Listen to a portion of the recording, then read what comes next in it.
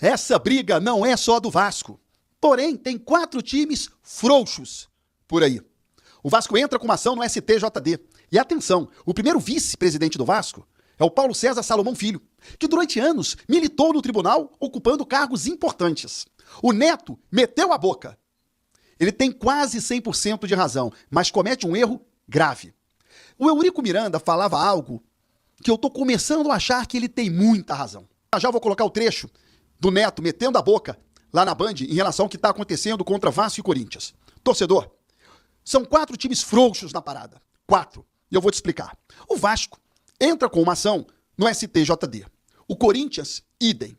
Ambas as equipes querem a volta da tabela original da Copa do Brasil. Os prejudicados são Vasco e Corinthians. Não. Tem mais 4 clubes prejudicados. E aonde é que eles estão? Por que esses clubes não reclamam? Qual é o problema deles brigarem também pela causa deles?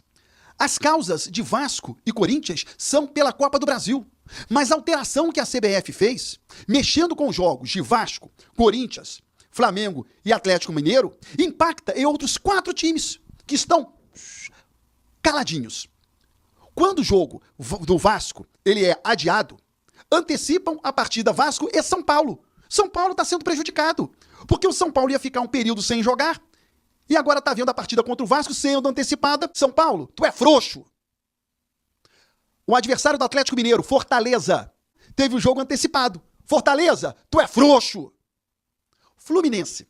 Aí teve o jogo contra o Flamengo, antecipado. Fluminense, tu é frouxo. Atlético Paranaense. Teve a partida contra o Corinthians, antecipada.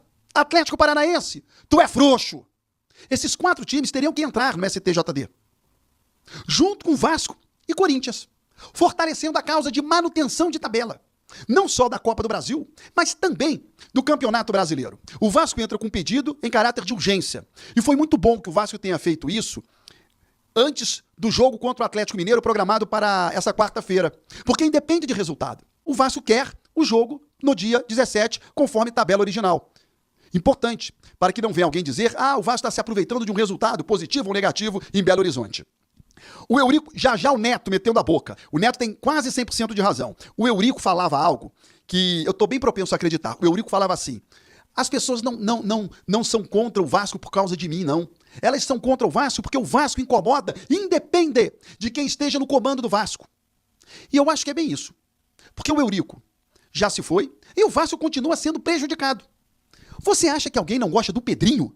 Tem nada a ver com o Pedrinho. Tem a ver com o quê? Com o Vasco, que incomoda. Nada contra Eurico, nada contra Pedrinho, nada contra o Roberto Dinamite, nada contra outros presidentes. Salgado, e Alexandre Campelo, e Antônio Soares Calçada lá atrás, e Agartino Gomes e por aí vai. O problema é o Vasco. O problema não são as pessoas que estão dirigindo o clube. O problema é que o Vasco incomoda. E o Eurico falava isso. O Eurico falava isso. Vamos ouvir o Neto e na volta eu vou fazer um comentário aqui. E uma barbaridade o que a CBF fez com o Corinthians e também com o time do Vasco, do Pedrinho. O que os 2 presidentes já falaram, isso entrega a taça pro Flamengo. Vocês querem que o Flamengo ganhe algum título esse ano? É isso? Porque a Libertadores não vai ganhar, certo? Não. Né? Brasileiro também não vai ganhar. Não vai. Não vai. Então a única chance é a Copa do Brasil. O que eles fizeram? Isso que vocês viram aí. O presidente do Corinthians, Augusto Melo, Pedrinho, não entra no campo. Não joga. Não entra. Sem o Flamengo, sem o Corinthians e sem o Vasco, que é um timaço Vasco, que é um time muito forte o Vasco, que tem uma torcida incrível e que tem uma força incrível na CBF, mais do que o Corinthians, muito mais que o Palmeiras, muito mais que o Santos, muito mais que o São Paulo. O Vasco tem essa força, não joga, não tem campeonato. Então joga o Atlético com quem? Vai jogar com quem? O Flamengo joga com quem? Entrega a taça pro Flamengo. Se vocês rasgaram um regulamento que vocês mesmos, a CBF, Confederação Brasileira de Futebol, escreve que não pode ser mudado e vocês mudam a data do jogo, é o seguinte, se o Corinthians for na FIFA, for na justiça comum, o Corinthians ganha. Não joga! Não joga o Corinthians, não joga o Vasco e deixa ver o pau torar. É isso que tem que fazer. Não pode abaixar a cabeça ou abrir as 2 pernas de uma maneira muito tranquila pra CBF e pro Flamengo. Essa é a grande verdade. Só um nojo. É coisa nojenta esse tipo de divisão. Porque se fosse pro Corinthians, vocês da mídia brasileira estariam falando aí, o Corinthians, é tudo o Corinthians. Mas isso aí, as pessoas não vão defender porque é o Corinthians que tá na... O Neto, do jeito dele, erra. O Vasco tem mais prestígio do que... Aí ele vem falando, né? Tem mais prestígio que o Palmeiras, tem mais prestígio... Não tem. Não tem. O Vasco precisa recuperar este prestígio. E, lamentavelmente, e não tem outra escapatória, nesse momento é brigando. E eu tenho absoluta convicção. O Pedrinho gostaria de construir pontes e não muros. O Vasco está sendo obrigado a construir muros. O Vasco está brigando com as entidades. Não tem jeito. É um contra-ataque. Mas o ideal seria que o Vasco construísse pontes. Iniciando um mês importante para o Vasco, o mês da Copa do Brasil, de classificar para a final da competição. Então eu peço o seu like, a mãozinha que está aqui embaixo é de graça. Comenta a tua expectativa para o jogo de amanhã, primeira partida decisiva das duas, que acontece lá em BH, transmissão, claro, do fanático vascaíno. Compartilhe o nosso conteúdo se você gosta e se é novo, seja bem-vindo, se inscreva no nosso canal. Quais são as opções do técnico Rafael Paiva para o jogo de amanhã? Adson dificilmente volta nessa temporada. David está fora, só volta em junho do ano que vem para frente. Emerson, Jean, Ryan está suspenso. Dobrar laterais? Payet na esquerda? Enfim, quais são as opções do técnico Rafael Paiva? Já quero ler as suas sugestões. Aqui nos comentários, faço questão de ter a sua opinião, a sua participação, porque aqui no Fanático é assim, você participa, eu leio, interajo com você nos comentários, aqui é a nossa casa. O técnico Rafael Paiva, claro, ganhou um problemaço, não só para essa temporada, mas como para a seguinte, mas principalmente para essa, porque você não pode mais contratar, que é a ausência do David. E aí qual vai ser a solução? Bom, vamos lá. O nosso problema estava na direita, né? Porque o Adson fez uma cirurgia, dificilmente volta na temporada. Foi testado ali o Jean no clássico com o Flamengo, não foi bem. O próprio Rafael disse, pelo lado direito não rende tão bem. Emerson entrou durante o jogo, faz aquela fumaça e tal. Ryan tá suspenso, não joga, então já esquece o Ryan. O Emerson, ele é um jogador que toma decisões equivocadas. Aí é nervoso, falta um pouco mais de entendimento do jogo, de leitura correta, ok. Não tá pronto. Fato que não tá pronto. É correria, é disposição, mas técnica, pensar o jogo. Não tá pronto. A gente precisa para amanhã. O Puma, na dobra pelo lado direito, foi bem, como se fosse um ponta.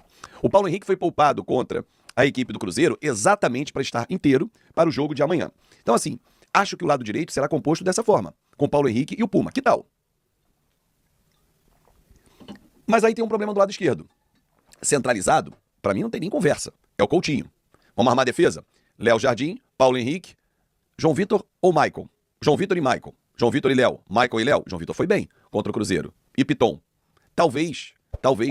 O Léo tá bem, tem feito bons jogos, mas é um jogo de imposição física.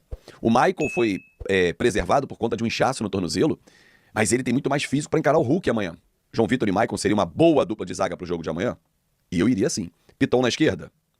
Ou Vitor Luiz na esquerda e o Piton numa dobra para o outro lado, como se fosse um ponta. Não acho uma ideia, não. O meio-campo ficaria com Hugo Moura, Cocão, Coutinho, Puma, Verrete e Piton.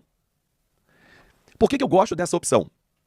O Piton é muito melhor ofensivamente, assim como o próprio Puma, e ele já tem um entendimento com o Verrete. O Vasco teria variação de jogada pelos dois lados.